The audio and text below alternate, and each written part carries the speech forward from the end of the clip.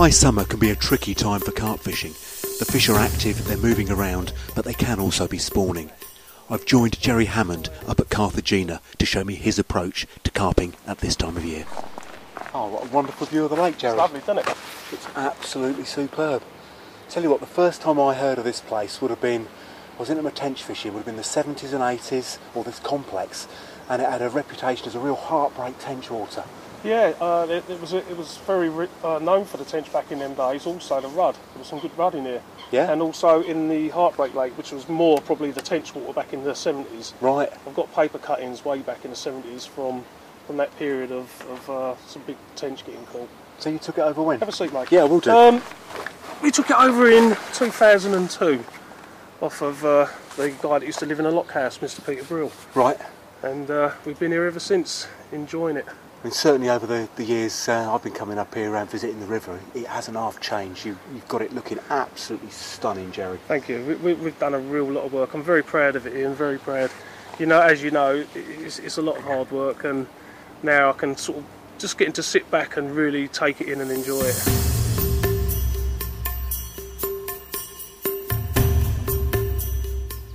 So you've been tricking a little bit of bait in, Jerry? Yeah, for quite some time now. Since the season finished, which was on March the 14th, we've been closed now 6 weeks, and ever since then I've kept a steady flow of bait going in. Right. In a couple of areas mainly.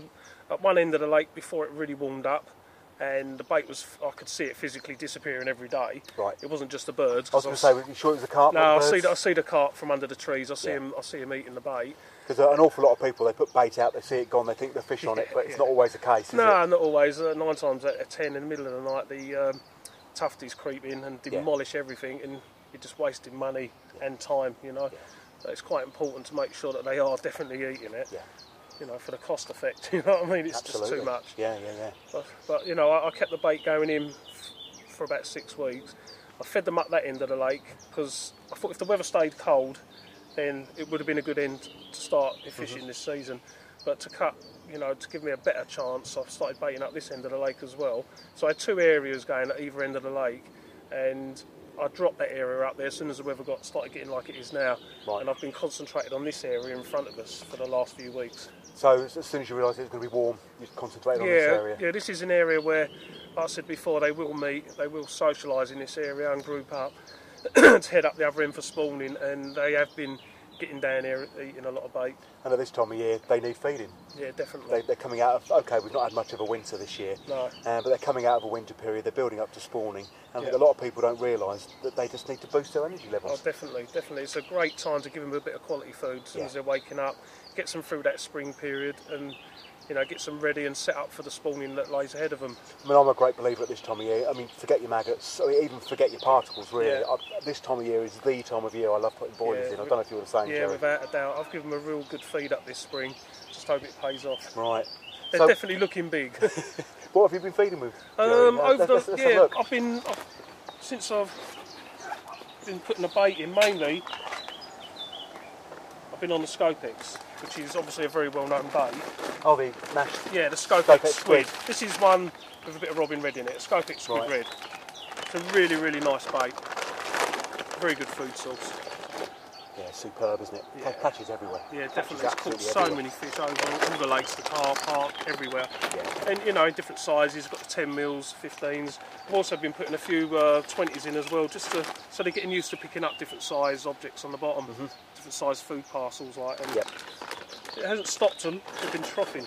So is it just the boilies you've been putting out, Jerry, or have you been adding a little bit of particle? No, or I have been putting some hemp out as well. There's a little spot just down this close margin, and I'd say 2 or 3 weeks ago it was just covered in blanket weed. And previous years there's been a nice little gravel shelf there, and it wasn't. So I thought, well, the only way I'm going to try to get the fish in, whether it's tench, bream or whatever, I just wanted them to clear that area for me so I can present a bait properly on first morning of the season. That's one of the nice things as well. I mean, you don't necessarily need the carp to clear the area for you. No. If you're getting tench on it, bream on it, whatever, as long as they're picking on the area, the carp are soon going to move in on it. Well, A, on the activity of the other fish, and B, on the clear spot. Yeah, definitely. I mean, the last time I looked, which was only yesterday, it was crystal clear there, and I could actually see the stones, like individual stones, but a week or so ago, it was like looking into a load of grass. It was terrible. They really have destroyed it.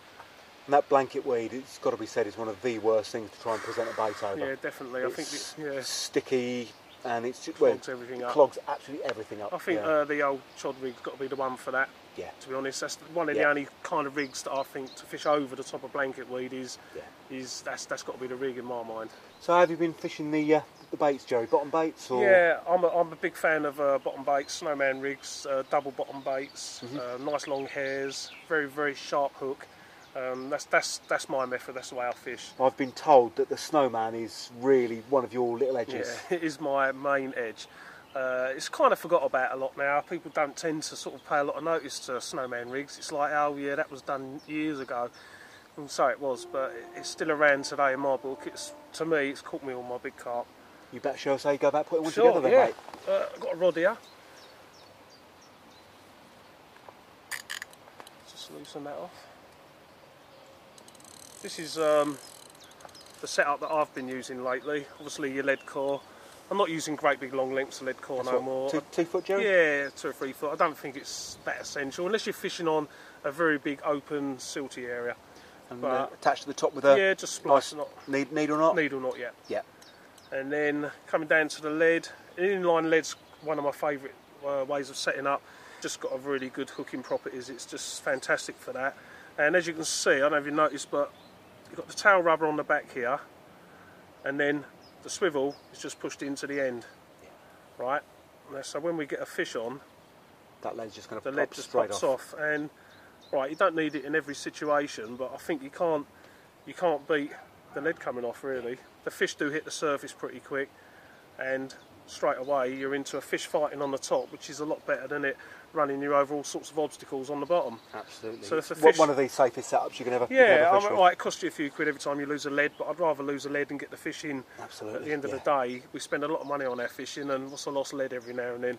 Yeah. It's nothing, is it? So the fish picks a bait up, and then it's off. With the lead. I had to shake it. If you can imagine when it's wet, it just comes off pretty quick. You know, 9 times out of 10, you've got no lead on when you reel in. And getting down to this end is fairly long hook length. Of what's that? Some sort of braid, this Jerry? one, I normally use Ultra Silk, Kevin Nash's Ultra Silk, or I'm using at the moment Sink Link, £15 Sink Link, but I've actually rubbed up and down it some lead putty. Right. And because this just is to quite, weight it so it sinks nicely. because this is quite abrasive, not abrasive, but textured, you can pull it down it, and the lead putty sticks to it. And it coats it up a bit darker as well. And fishing on the bottom, it doesn't stand out. And then my hook of choice is normally a size 8 fang, which is absolutely fantastic. Yeah, they go in and they stay in. They really do go in. And strong as well. Strong as anything. A long hair, I'm a big believer in a long hair, especially when using a snowman. A blowback rig? A blowback rig on a ring. And I do use a little bit of shrink tube twisted in on the end, because that really does, every time, it does pull it into place. And you've got a long hair. And they go in, and they're pretty hard to lose once they're in. Once they're in. I tend to find with that sort of rig, I get a nice deep hook hold. I don't get no tearing, I don't get no ripping. I don't play fish hard enough to rip their mouths anyway, but I never get a ripped fish. I never get a tear. If ever, it's one in 100 carp, but if that. And when you take the hook out, it just leaves a tiny little hole, a little bit of clinic on it or something, and it's as good as new. And a barbed hook, Jerry? Yeah, barbed hook. I don't like barbless hooks, that's a personal thing. Well, you know my feelings on that. Yeah, I think barbed hooks... I know it's a big debate in the fishing world, but maybe on the smaller species, barbless hooks work okay, but on these big carp, a lot of the lakes you go to on barbless hooks, they've hardly got any mouths left. Absolutely. They go in, they rip, tear, slice half their lip off. Right, as you come down the lead core, you've got an inline lead with a swivel in the bottom. You've got your tube, or your rubber sleeve over the top of the tube that goes through the middle of the lead, and the swivel goes in the bottom. Okay, it's a very, very safe rig. It's probably the safest. Yeah, I mean there are other lead ejection rigs you can use, and I do know a couple of quite good ones, but this is because I use inline leads all the time. This to me is a rig that I use a hell of a lot. So basically, the tail rubber slots over the plastic insert, like so. The lead is around the outside of the lead. You can put it around that way if you like, but I prefer that way. The fish pulls on the end and the lid comes off, but it does come off pretty quick once it's and it leaves you in direct contact with the fish. Yeah, you just got that, and the fish comes up and away you go. Fish generally comes up on the surface, and you've got 100% more chance of landing it. Definitely. And there it is. Safe and effective. Safe What and more can effective. you ask for? Yep, leaving no fish tethered with a lead, which is one of my biggest concerns. So what's so special about the Snowman then, Jerry? To me, it sits lovely on the bottom, with the hook laying flat, with a long hair obviously, and then the Snowman just sits up beside it. So you've actually got it balanced so that just the pop-up is sitting upright and it's not actually lifting the hook, it's just sitting upright. And that's why I use a fairly long hair. Right. So that you've got a few mil away from the bait and the hook, and then the rest of it sits upright. Yeah. I'll tell you one thing I've been doing this spring, and it's been incredibly effective for the carp as well. I've been using a boilie bait, or sometimes a tiger nut, but topping it with a little grain of floating corn as well. Yeah, we've been doing that. You've got the visual, and it's just lifting it up off the bottom as well. It's another good thing, especially like when they're just waking up as well, when they're looking around for something, and that little bit of yellow is just enough to catch their eye, and then you've got hopefully a bite. You know? So with the Snowman, are you actually fishing the same bait top and bottom, or have you got a visual bait or a different bait? Yeah, sometimes I'll swap it about. In the winter, I normally fish my normal bottom bait tipped with a Tutti Frutti pop-up or something like that, and that has worked very, very well in the winter. Still using, again, exactly the same rig, Snowman set up, topped with an orange Tutti Frutti. Yeah. And I know some of my good angling buddies have been using that to real good success in the winter. Likewise, tipped with a bit of corn, I've put a Snowman with a Tutti Frutti on the top. There's something in it. And of course, the other wonderful thing about the Snowman, once they've actually picked it up, having that double bait and the blowback rig and the balance, it's just so difficult for them to get rid of it. I can't express how much it's changed my fishing. Right. You know, I know it sounds a bit over the top, but it's try it. You know? And an enviable record on, I'm going to embarrass you here, Jerry, on some of the top fisheries in the country. I think the one man who never blanked on Horton. I haven't blanked on Horton, not this last season anyway. What can you say? And that's down to Snowman rigs. I have used pop-ups as well. I'm not just saying it's all Snowmans, but I've got 100% faith in the Snowman, and as far as I'm concerned, I'm not giving away a secret, because it isn't a secret, they've been around for years, but I'd like to see a few people just give it a go and go, "Cool, he's right, they do." You know, I'm just saying from what's happened, the way it's been for me. Everyone's different, and everyone's got their own ideas and methods that they want to use and stick to, but that's just my personal one. That's what I like. Let's see how you put it together then, Yeah, Jerry. sure, mate, yep. Right, I've got some hook baits here. They're two different sizes, 15s and 20s. Plugged up in a little bit of red liver oil. Nice. Which I really, really like. I've used that for years. Yeah. So Yeah, basically, there's some wonderful attractants and palatants. if you go up the bait factory and speak to Gary, now, but of all the people in this country who know bait, Gary's got to be one of the top. It blows you outstanding. away. It blows. Sometimes it does you better not to go, because you come out of there, your head's gone. Your head's spinning, you just don't know what to think. You know, you get a bait in your head and you go in there, and when you come out, you've got another 10. Yeah. And you think, Christ almighty, why did I ever go in there? But you've got to stick to what you know best, and just carry on with what works for you. So starting off with starting off with 15 mil. And that's your bottom bait. That's my bottom bait. And then I've been using little Lee Lagans pop-ups. The best pop-ups in the business, to my mind. Hookers. Yeah. You know, they are absolutely. He rolls a superb pop-up. They're corkball pop-up. All with the same ingredients. It's the Scopex squid. Exactly everything the same. Just moulded around a cork ball. Yeah, just moulded around a cork ball. I just love cork ball pop-ups. I do use the others as well. The others are fantastic. Gary does them in little barrels, really small little barrels. You know, you can muck around with them. They really, really are effective. Just the same. Yeah, Jim Shelley, who's on the other DVD in this series, loves using the barrels. He likes them, doesn't he? Does he use them in the pop-ups as well, the little barrels? Yes, he does. Yeah, they're brilliant. I say, when you get to use a method that you like, I don't really try many other things. You tend to get stuck on something until it stops working. Well, but I know, it's a long hair, but that is my ultimate rig. But basically, that sits on the bottom like that. I don't know if you can see that properly, and it's just irresistible to carp. Do you we hope not actually use anything to actually? I know a lot of people use a bit of cocktail stick or a plug to actually pin the two baits together. I haven't. I'll tell you what I do sometimes, because they can move. When I cast out, I stick a bit of dissolving rig foam in between there. Yep. And occasionally I hook on a little bag as well. There'll be like a little bag of chopped boilies, pellet of different sorts, the fast dissolving Kevin Nash ones, or mixed in with some halibut pellets and some crumbled chopped up boilies. A little bag mix, just a little tight funnel web bag size of a golf ball. And I hook that on, little foam nugget around the hair, and that all casts out lovely. And I think when it sits on the bottom and all dissolves and that's sitting in amongst it, they just take the whole lot up in one go. The gobs are like that, aren't they? It means nothing to fish a long hair like that. The whole thing's swinging around in their mouth, and I generally get a really good hook hold. A nice little drop off. About 4 foot, 3-4 foot. Yeah, they're up and down the margins on both legs.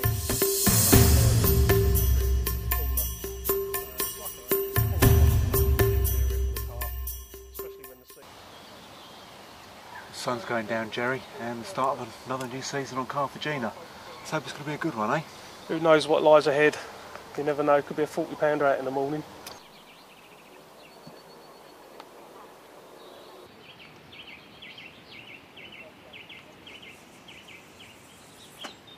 So this is the left-hand rod, Jerry, and this is the little silk patch you were telling me about? That's it, mate. You should, though, just pull into the weed bed this side. Which is there. Box up now. Yep.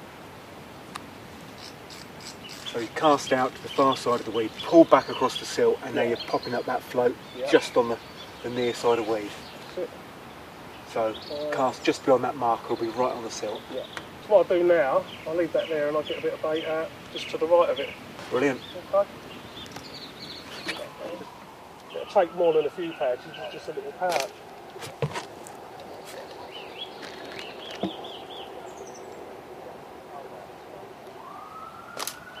And that'll get us right behind the float, right in that gully area.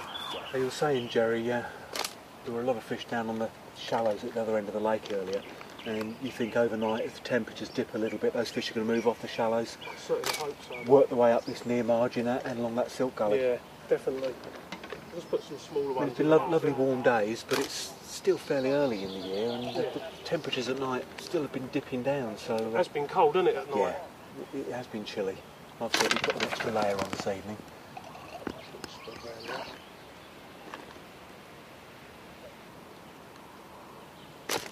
I'm happy with that. I'll let you get your leads and baits on the spot then, Jerry. That's why we've got 10 minutes.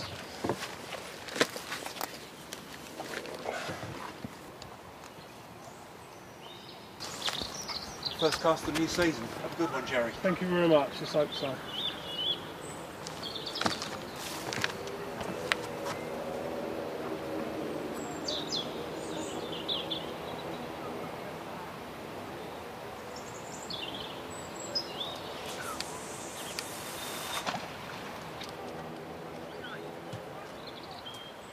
Quite happy with that actually. Went down with a nice little thump. Now, a lot of people, seeing you overcast the marker like that, will think you were a mile off the mark. But I think what an awful lot of people forget is how far the lead actually swings in once you've actually cast out. That's it. I mean, I actually feathered it down with my finger on the line, on the spool, and stopped it and swung it in until I felt the lead tap down on the bottom.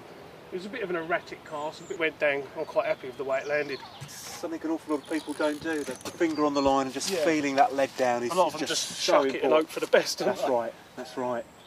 And it really does make a difference just to hear that clonk and know you've landed exactly where you're supposed to have landed. Definitely.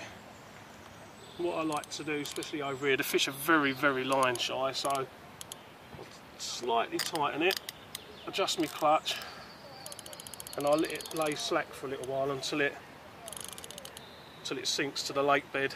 Yeah, I noticed you don't use back leads at all, Jerry. I do use them occasionally, but I'm not a great fan of them. Any particular reason behind that? If it's weedy, I don't like anything else on the line that's going to get clogged up with weed and give me a further hazard. Sometimes they kite on the back lead and you don't even know you've got a fish on. I've had that before in Halton. You've had a few bleeps and your rod's going round and you're in, like you didn't even know it. Generally, you get a few liners, indicate the fish are about, but that line's slackening down nicely now. What line is it you're fishing? This is Synergy, 15-pound Synergy at the moment. I like a low diameter line, but a very tough, strong line. Yeah, Synergy's pretty robust, isn't it? Yeah. Well, I'll let that settle down for a bit whilst I put the other rod out, I think, down the margins. Okay.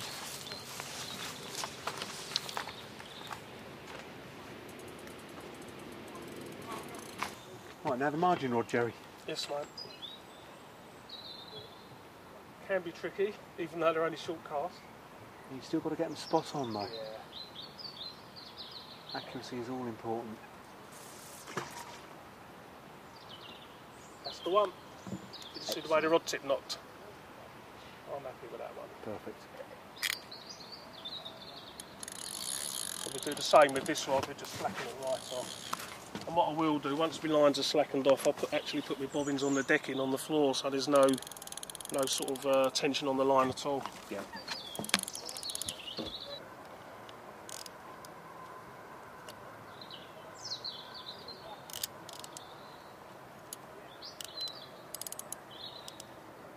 Just the right tension. That's it.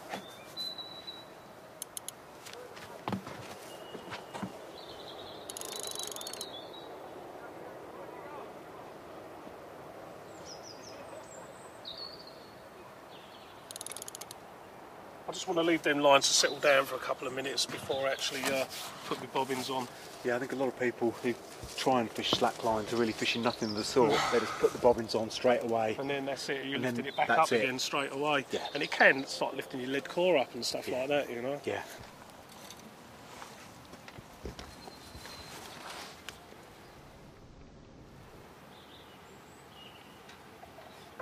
So it's under no tension whatsoever. Nothing at all. But what I will do, I'll clip up as well. I do like to clip up. Yeah, those nice little muddy waters bobbins, Yeah, aren't they're they? good, aren't they? Spot on, yeah. It's great, I use it those is with as his well. bobbins, muddy. Superb, aren't Brilliant. they? Nice and light. They're the old school ones, he calls them, aren't they, those ones? Yeah. I find them great for all my tension roach fishing as well. All It's round, lovely aren't and they? light. They're good for everything. They're brilliant. It does all different type heads for them and that, doesn't it? Yeah. All different sizes, weights. And if you pop an isotope inside them, you just got a lovely gentle glow as well if you do want them illuminated as well. Unlike some of these sort of totally in your face ones. I know, great big fluorescent. The Blackpool illuminations. I've got my remote over there. Sometimes I just have that on in the bivvy, just down low. Don't need no big loud Absolutely not. klaxon going off because you've had a take. I think it kind of spoils it a bit. Rather hear the sound of a clutch, but sometimes can't wake up for it. Well, it was a quiet night, Jerry. It was, mate. First morning of the season, and it was a real quiet night last night, apart from a few liners. I mean, it's really difficult to tell how lakes are going to react to the sudden change of angling pressure. Yeah. I mean, they're aware, I'm sure. I mean, not only when the first leads hit the water, but as soon as the increased number of sort of footsteps around the lake, increased amount of traffic around the lake, it's bound to change their routines. I mean, the last couple of days, there's been so many people walking around, chucking bait here and there. I don't think that's the main reason. I mean, one of the main reasons, obviously, as we spoke the other day, they've started to get down the shallows for a bit of a spawn. Yeah. And one of the lads earlier on come down and said that they're actually having a go already. They've started to spawn. There's still fish moving up and down the margins, but Yeah, I think one of the things about spawning is, particularly early like this, you'll get some fish beginning to have a go, but there'll always be fish. Yeah. They always spawn at different times. Yeah. There'll always be fish either hanging off the back of the main spawning group or indeed moving around the lake, clearing up some of the feeding spots while the others are spawning. yeah, definitely. I think at this time of year in particular, and when they really go for it, then yeah, you've got no chance of a bite. But at the moment, I still reckon, the odd fish might creep through. Yeah, definitely. I'm quite hopeful for tonight. So there's only been three bites last night. Biggest being a 25 to Simon. But apart from that, for a packed lake, first night of the season, it has been very, very quiet, which would indicate to me that they've got their minds on other things. Yeah. You said you had a few liners in the night, Jerry. Do you think you've been cleared out or just fish moving through the I margins? definitely had an investigation on the right-hand rod, which is in the margins. That bobbin lifted up quite a few times early hours of the morning. And the left-hand rod, I had a big bream on. That was my alarm call this morning about 5 o'clock. Great big slab. But that was about it for me in the night. I mean, a lot of people when they get liners, they assume fish have gone through. But I think a lot of people will be amazed how many times fish have actually picked up their hook bait, cleared them out and moved on. I mean, on a busy fishery, how often would you reckon somebody's hook bait would get picked up in a night session? I mean, I reckon a dozen times. I think you're right, Ian, definitely.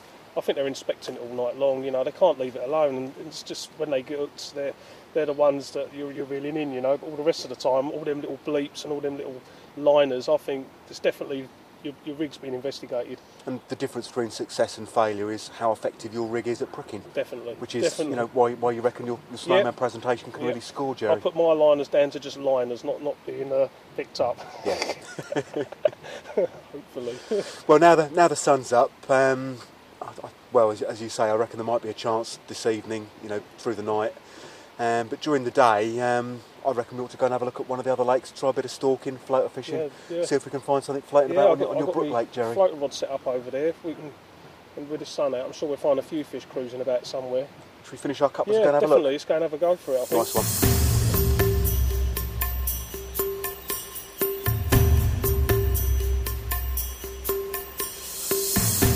Carp, being natural creatures, never behave the way you want them to, or indeed expect them to. And on the main lake at Carthagena, the fish clearly had spawning on their minds and weren't interested in getting their heads down. The beauty of summer is that there are always alternative methods and lakes to try and catch on. So Jerry and I looked to Brook Lake and a bit of surface fishing to try and bring the fish on. So this is Brook Lake then, Jerry? Yes, mate. So this has been here as long as the Syndicate Lake or longer? I believe longer. I think this is, I'm told, I don't know how true it is, but it's one of the oldest lakes in the valley. I've been told, you know, 80, 90 years, but I know I've seen paper cuttings from the 70s when it was fished for tench. It used to be called Heartbreak. Yeah, I remember it well from the classic time. That's it. And I have got some cuttings, I'll show you. Lovely looking water. It's very clear, isn't it, at the moment? The water's nice and clear. Very clear. It looks very deep as well. Yeah, Jerry. It is. We've got some good depths in here, sort of around about 12 to 14 foot on the other bank, close in. The topography of it is unbelievable. It's up and down, gravel bars, silk channels, lily pad beds, everything. And what sort of head of carp have we got in here? There's a few hundred carp in here, up to sort of £30. Oh, dusty 30s? Yeah, we've had recently 3 or 4 £30 commons caught. I had one myself a little while ago, 33 from the swim opposite, and I think that's a late record at the moment, £33 common. There's been a few mirrors as well, sort of knocking on the door. There's one that we know comes out over 30, and they're growing all the time.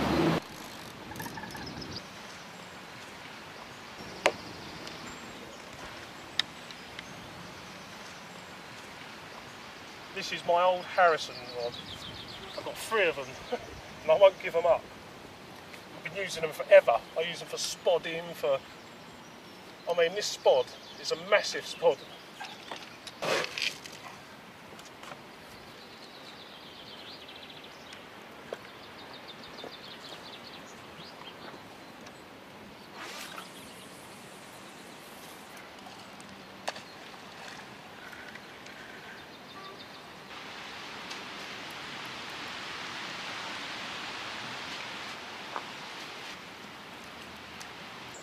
So guide me through the essential kit for your style of floater fishing then, Jerry. I mean, rod to start with, it looks a bit chunky. I'm used to fishing fairly light, fairly soft rods for my floater fishing. Yeah, I think it depends where you're angling really. Over at Horton the other year we had to use bigger rods. We was fishing right out in the middle of the lake. Yeah. And a softer rod, it would definitely took me on a chug up and down the lake for ages and we never got them in. And also, if you want to make the distance, you need a bit of a better rod. So this is what? This is a Venom, an Ash Venom rod. It's actually a 13 foot 3.5, believe it or not, but it is ever so forgiving. It's not like a broomstick. Yeah. That's why I chose it. It's a very, very good rod. I like it. It's got everything I need to fish range for. What sort of main line do you couple that with? At the moment, I've got a £10 soft steel on, and with that, we just thread on one of these floats. Have you seen these? They're the Nashi bolt controllers. Yeah, that's it. They come in all sizes. I mean, that's a bigger one there, but I have actually there's an even bigger one. And you really can put these out. I've seen Jim Shelley fishing with these as well, and they cast a phenomenal distance. He's an expert at it, Jim is. I mean, yeah, you can. I was getting out to the middle of Horton, no problem. 100 metres plus? Yeah, easy. I mean, it's totally changed floater fishing. Like years ago, it was on them little tiny controllers, and it's great. It's lovely if you're fishing close in, but if the fish are at range, which generally on them big lakes they get away from the pressure and sit out in the middle of the lake, you can reach them with this kit. It's fantastic. It's a big edge being able to get out there. So how do you actually set one up then, Joe? Can you It's talk quite us through simple. it? Basically, it's an inline setup on the float. Just thread your line through like the straw sort of tube end of the float, which comes out the other end. So you threaded one of the controllers on, Joe. Don't you put a backstop on to act as the shock when the carp hits the bait? No, you don't actually need one, because what we've got here is one of the end game's little inline shock rubbers. Basically, cut that little piece off the end now, and you fix one of these onto the line. Is that just and it just slots into the end of the controller, float, and then you can just bed the swivel That's in it, it. so you've got a semi-fixed rig. Yeah. Fine. And it stays in there nicely. So that fits in the end like that. So in effect, you're floater fishing, but with a bolt rig effect. Yeah, semi sort of fixed lead light. Yeah. Right, so swivel goes onto the end. Grin or not?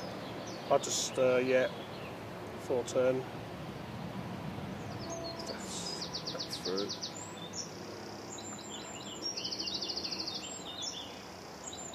And then the controller will just bed down onto that. Yeah.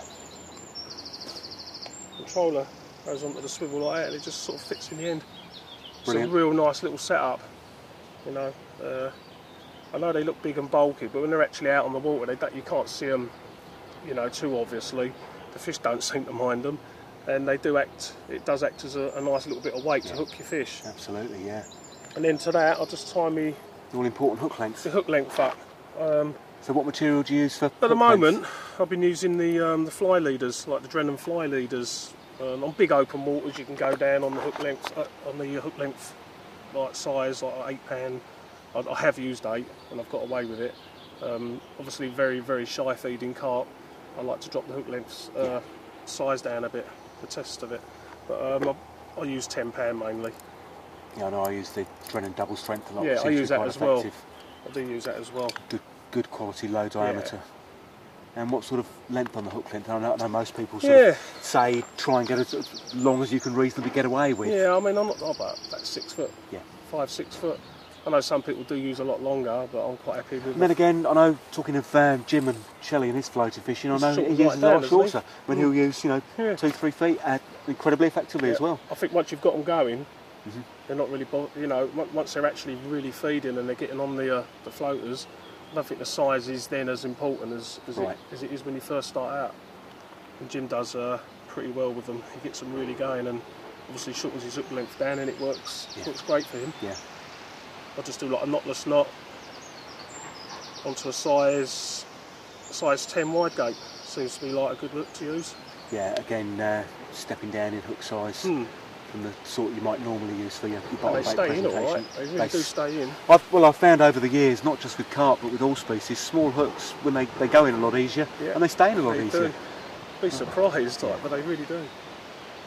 Right, size 10 wide gate. Oh, they do the wide gates in a 12 now, don't they? I think, I was just told the other day that they do them in a 12. Just a knotless knot. I have been using, actually, a longer hair. Right. So I'm going to tie this one up with a longer hair. A lot of people fish them really tight. Well, I say most people that I've seen, and certainly with the floater fishing I've been doing, although as I say I'm a terrible floater angler, the idea has always been to get that floater tight to the back of the shank of the hook. I mean, very often I used to actually super glue it to the shank of the hook. I've done the same thing. I found, I keep referring to Halton because I had a real good time over there last year floater fishing, and it's just stuff that I picked up last summer. I was using longer hairs and I was getting more bites, more confident bites. So do you think it's the fact that if you've got a longer hair, the fish aren't necessarily, they're seeing the hook bait but maybe not seeing the hook? That's what I think. I think maybe they can't focus on two things that are separated. I don't know, if they see it as one, then perhaps that's why they're turning their heads at the last second. When you see them, they're coming up for a floater, and then at the very last second they turn away. They've obviously seen something that's, whether it's the line, whether it's the hook, they've seen something. I've lengthened the hairs a little bit, and it's been really successful. No, I'm really surprised by that, and I think a lot of people will be quite fascinated by that, because normally when you think of carp taking on the surface, you think of them just coming up and mouthing baits very, very gently. Yeah, I've used them that long. And you'd think that, well, that's what, 2 centimetres an inch? At least. Yeah. You'd think with that degree of separation that they'd be able to pick the bait without touching the hook, but obviously they take the lot down. And do you think it gives you an edge on the amount of fish you've hooked? I think so, yeah. They was taking the bait over at Horton, and the float was disappearing, and I'd look round and the float would appear on the surface again, and I think, oh, I've missed a chance here. Yeah. But the fish was actually on, and even a couple of times I thought they was carrying on in amongst the mixers without even realising they was hooked at first, because that float went down, come up, went down, come up, and then by that time it's definitely on. You know, I think Jim has he just lays his rod on the floor sometimes. He just puts his rod on the floor, puts the free spool on and just waits. Off it goes. No, he really has got it down to a fine art now, Jim has.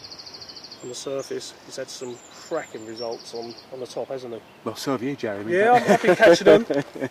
Jim's a little bit ahead of me on the surface at the moment with his big fish, but I'm learning all the time. That's what it's all about. Yeah. You can't fish if you're not thinking and learning all the time. That's how long I'm going to use it today. It's quite long, but we'll give it a try and see if it works. And I know Jim uses the big buoyant Nash pop-ups on the end. Pop-up fan? I've tried them. I haven't actually caught any yet on the pop-ups. Right. So what's your approach then? I've been using, basically, I still try to make it look like one of my free offerings. But I've been using an artificial tiger nut. Okay, yeah. You know, like one of those. Got a smaller one here. And I'll trim them down into like a little cube like that. Right. So there's your artificial one, just trim it down into a little cube. And the good thing about them, it's an everlasting hook bait. You don't have to keep putting a new bait on every 10 casts, and you can see it as well. It's quite visual out in the lake, and the carp don't seem to mind it. They pick it up quite regularly, so that's the idea. Just trim them down. They're very buoyant, obviously. Yeah. Sometimes might be a bit too buoyant, but you just keep trimming them down until they sit nicely on the top, and make it look just like one of your free offerings. Have you tried the artificial mixers? I've got one in there. I have. They're quite big, aren't they? I mean, I haven't.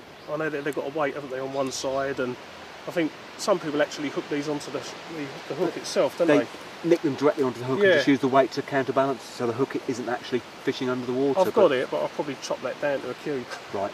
You know, Fair enough. That's what I've got it for, just as spares. Over Horton last year, I only had the one tiger nut, artificial tiger nut, and I'd had a fish. I'd unhooked the fish. I think I bit my line off. And afterwards, I couldn't find the bait. I couldn't find my bait, and I was searching around for ages for it. I was gutted. So you think size makes a difference on the top? You'd rather have a smaller piece out there, not too big and too obvious, but like you say, Jim puts out a bright orange pop-up and he catches them all day long. I think once they're really feeding well and really going for it, within reason, a bright orange pop-up's obviously a good thing to use. Jim's certainly proved the point, like it works. You know, sort of like that, sometimes a little bit smaller. Chop it about a bit so it don't look too much of a regular shape. Thing is with it, you can see it on the surface. Yeah. You get your binoculars out, or even with your naked eye, sometimes you can look at it and you can still see it. Yeah, I notice, talking of your eyes and binoculars, Jerry, for this sort of fishing, sunny day, a decent pair of sunglasses is essential. You've got to have a good set of eyeglasses. I mean, these are Maui Jim's, and I've only just recently got them. They're quite expensive, but I'd rather pay a bit of money for a decent set of glasses and make a real difference. Yeah, these are quality. I mean, without them, like I just feel like I've left something behind. You know, you've got to have your glasses for all aspects of carp fishing. Definitely. It's like going without my rods.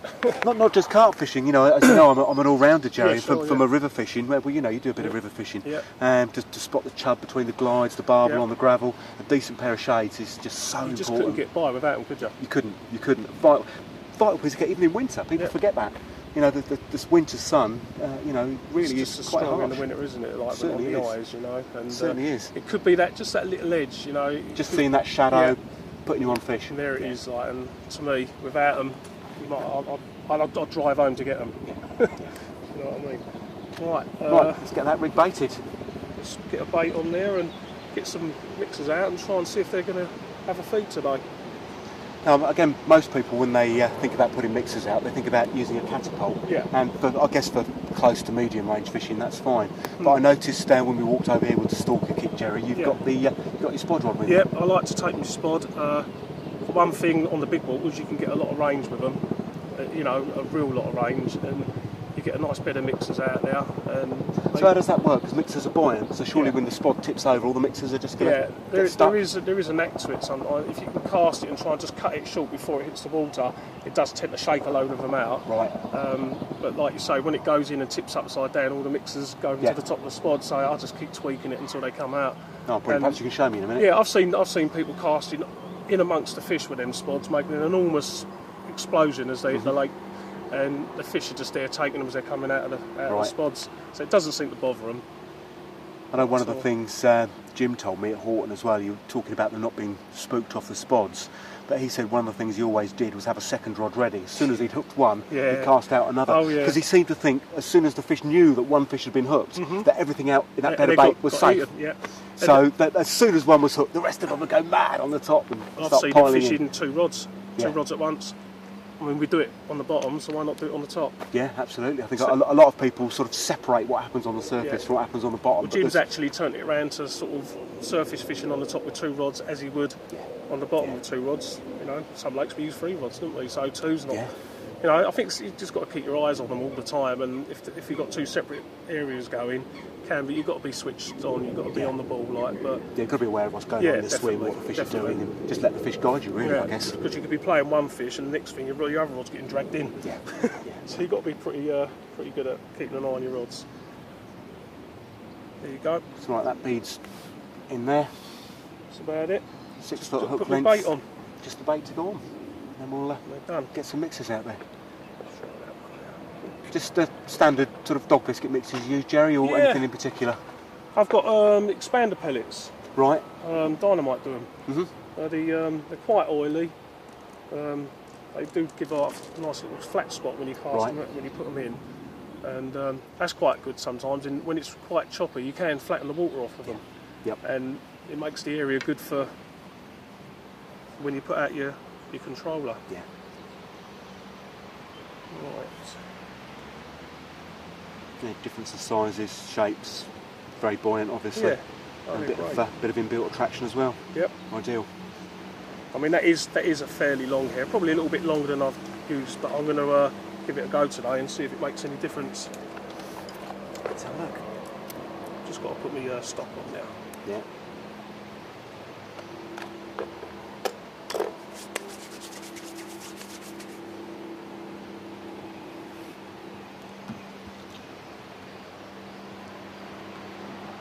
Just stop in there, we're ready to go. Yep, we're ready. I'll give it in now.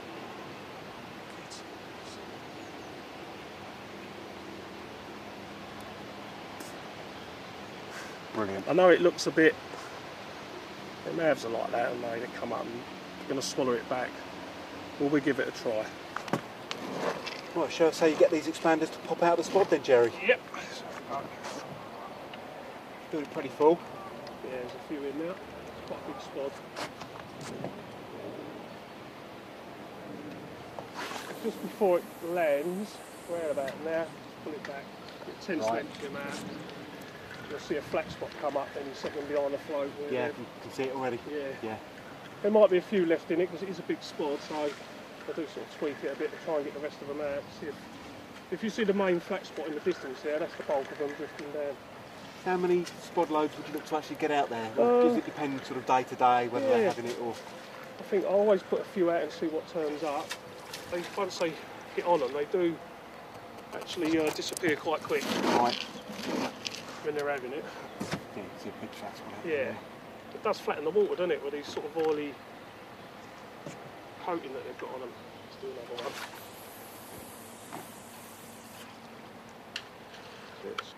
With the bait out and the sun up, it doesn't take long before the first carp are on the surface taking a look round. Some big fish too, some nice commons, some good mirrors, typical of the strain of fish that are in Brook Lake. Hopefully Jerry's approach will catch a few out.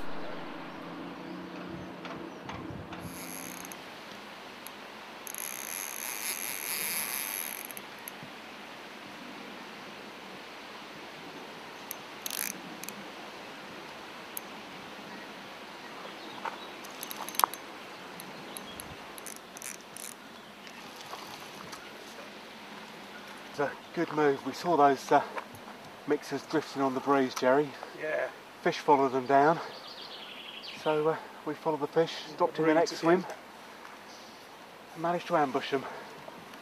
That's the thing you've got to do when you're floating fishing. If your mixers are moving, watch where they're going to. Yeah. Watch where the fish are picking them up. He's done me in the reeds again, mate. We've been lucky to pop out.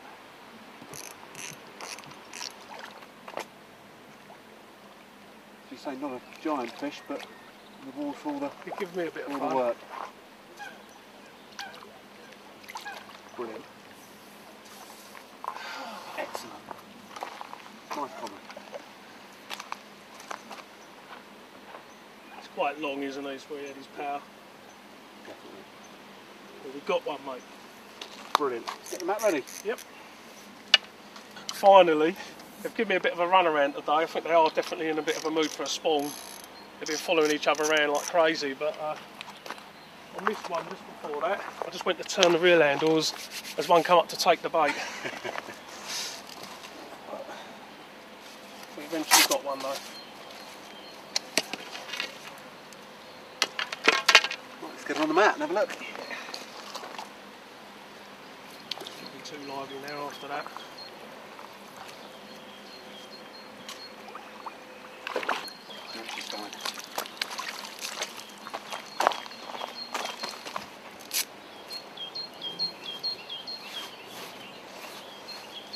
Yeah, it's all rough and barnacly, you know, like when the males are getting ready to... Yeah, you can feel it on the flanks of the fish. Yeah. You say amazing with a light line, Yeah. size 10 up, the amount of pressure you can put on a fish. Little size 10. Well hooked.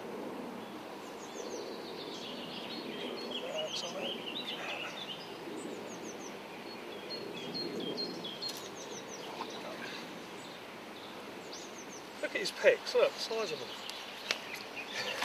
He's well agitated.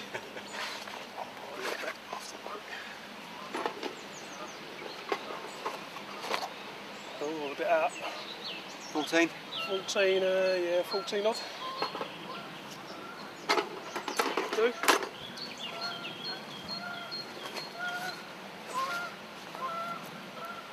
See the way he's just like, he's well aggressive. There's milt in the in the waistling, ready to spawn, Proves isn't he? that they're up for it. Yeah. We won't keep them out too long. Definitely ready to Look spawn. at him, look. Going all... Lean and fit.